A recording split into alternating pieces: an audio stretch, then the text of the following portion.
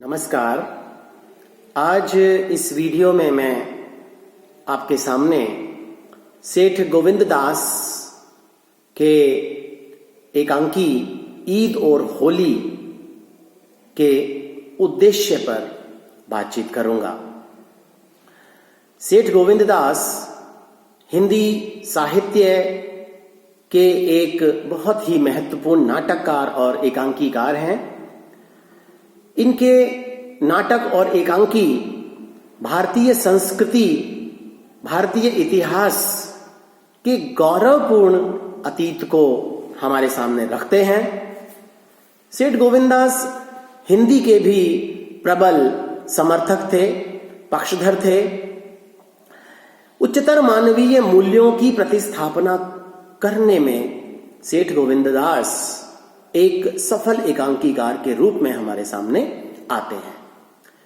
उनके अनुसार मानव धर्म से बड़ा कोई धर्म नहीं है और अपने एकांकी ईद और होली में भी इन्होंने भारत की एक बहुत ही महत्वपूर्ण और समसामयिक समस्या सांप्रदायिकता पर मनुष्य की विजय का उद्घोष किया है।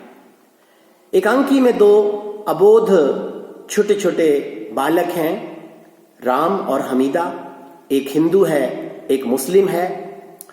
उन्हें नहीं मालूम कि हिंदू और मुसलमान में क्या अंतर होता है। दोनों ईद और होली में अंतर करना नहीं जानते। ईद का त्योहार आता है, हमीदा के घर सेवइयां बनती है, वह दोना लेकर राम के घर पहुंच जाती है और उसे मीठी मीठी सेवइयां खिलाती है। लेकिन तभी हिंदू बच्चे राम की मां रत्ना वहां आ जाती है और हमीदा के हाथों राम को सेवइयां खाते देखकर वह कलेश कर देती है, आग बबूला हो जाती है। राम को फटकारती है कि वह उस मलेच्छा हमीदा के हाथों से सेवइयां क्यों खा रहा है। रत्ना हमीदा को गालियां देना शुरू कर देती है और राम को कहती है कि वह इस मलेच्छा के साथ न खेला करे और हमीदा से भी कहती है कि वह राम को अपना झूठा खिलाकर इसका धर्म भ्रष्ट न किया करे। तभी वहां हमीदा का पिता खुदा बख्श आ जाता है। जब वह रत्ना के मुंह से इस प्रकार की बातें सुनता है तो दोनों में तनातनी हो जाती है। वह रत्ना को संभलकर बात करने के लिए कहता है। रत्ना का मानना है कि हमीदा के माध्यम से वह उसके ब्राह्मण धर्म को भ्रष्ट करना चाहता है। रत्ना यह भी कहती है कि उसका बेटा राम उसके घर नहीं गया था, बल्कि हमीदा ही उसके घर आई थी धर्म भ्रष्ट करने के लिए और खुदा बख्श ने जानबूझकर हमीदा को भेजा था। खुदा बख्श बड़ा क्रोधित होता है और वह यह कह देता है कि अब वह हमीदा राम के घर नहीं जाएगी। रत्ना सोचती है चलो कलेश खत्म हुआ, अब कम से कम मेरा धर्म तो भ्रष्ट नहीं होगा। दोनों ही एक दूसरे को मन ही मन अपशब्द कहते हुए अपने अपने घरों में चले जाते हैं और तभी एक दिन सांप्रदायिक दंगा फैलता है। मारो मारो की आवाज आती है। खुदा बख्श को मालूम चलता है कि हिंदुओं और मुसलमानों में सांप्रदायिक तनाव उत्पन्न हो गया है, जिसके कारण झगड़ा बढ़ गया है। क्रोध में खुदा बख्श सोचता है कि रत्ना हमें मलेच्छ कहती है, आज उसके घर, उसके बेटे राम और उसके मकान सभी को क्यों ना नुकसान पहुंचे। रत्ना के घर में आग लगा दी जाती है। हमीदा और राम उस समय अपने अपने घरों की छतों पर खड़े आग की लपटों को देख रहे थे, खुश हो रहे थे। हमीदा उससे ईद की सेवइयों की बात करती है और कहती है कि मैंने तुम्हें सेवइयां खिलाई थी, इसलिए तुम होली पर मुझे मिठाई खिलाना। राम कहता है होली और ईद तो साथ साथ आती हैं। दोनों अपने अपनी घर की छतों पर नाच रहे हैं, खेल रहे हैं। राम कहता है कि होली आने पर मेरे घर में मिठाई बनेगी और मैं तुम्हें मिठाई खिलाऊंगा। तभी आग की लपटें दोनों की छतों तक आ जाती हैं। हमीदा आग को इतने पास देखकर चिल्लाने लगती है खुदा बख्श आवाज सुनकर छत पर पहुंचता है, हमीदा को बचाकर नीचे ले जाने की कोशिश करता है, लेकिन जब सीढ़ियों के रास्ते उतरने लगता है तो देखता है कि सीढ़ियों से आग की लपटें बहुत ऊंचा उठकर आ रही हैं। वह यह भी देखता है कि राम आग की लपटों में घिर सकता है, उसे नुकसान हो सकता है। राम को संकट में देखकर उसका हृदय परिवर्तित हो जाता है और वो हिंदू मुस्लिम के भेदभाव को भूल जाता है।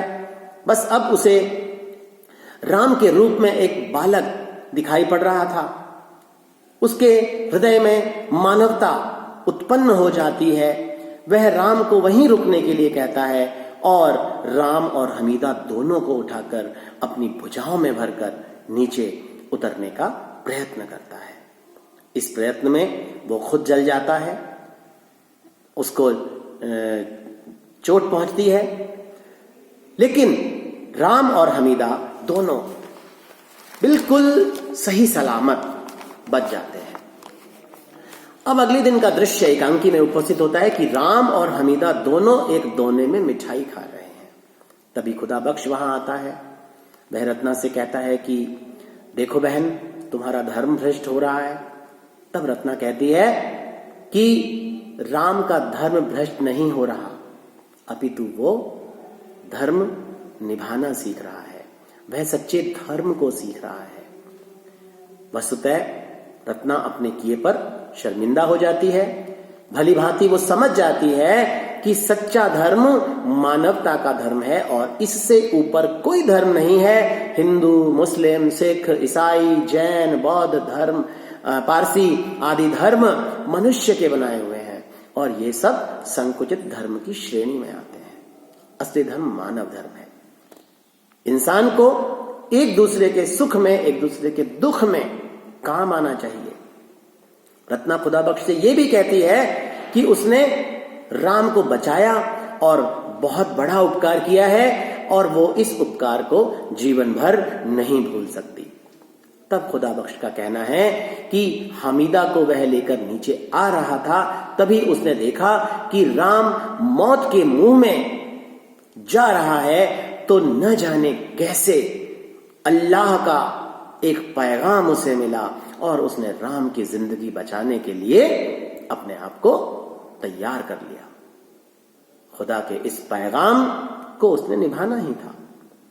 और अंत में खुदा बख्श रत्ना से कहता है कि तुम आज से मेरी बहन हो, तुम्हें कोई छू भी नहीं सकता, तुम्हारा कोई बाल भी बांका नहीं कर सकता।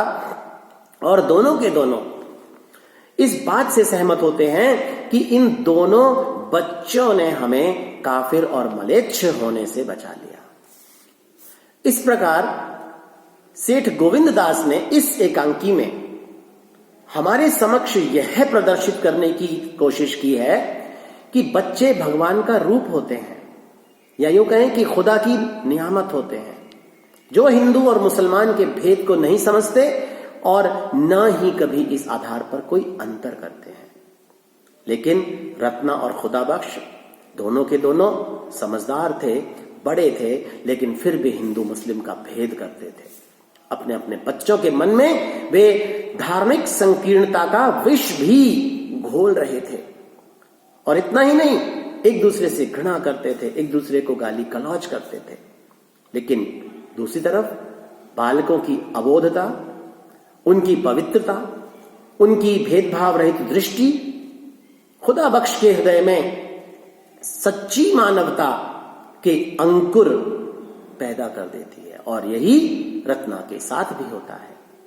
और अंत में रत्ना और खुदा बख्श दोनों अपनी अपनी धार्मिक संकीर्णता पर पश्चाताप करते हैं और मानवता के आलोक में अपना अपना हृदय दिव्यालोक से भर देते हैं। इस प्रकार सेठ गोविंद दास ने ईद और होली एकांकी में सांप्रदायिक विद्वेष पर इंसानियत की, मानवता की विजय दिखाकर एक बहुत खूबसूरत एकांकी हमारे सामने रखा है। धन्यवाद।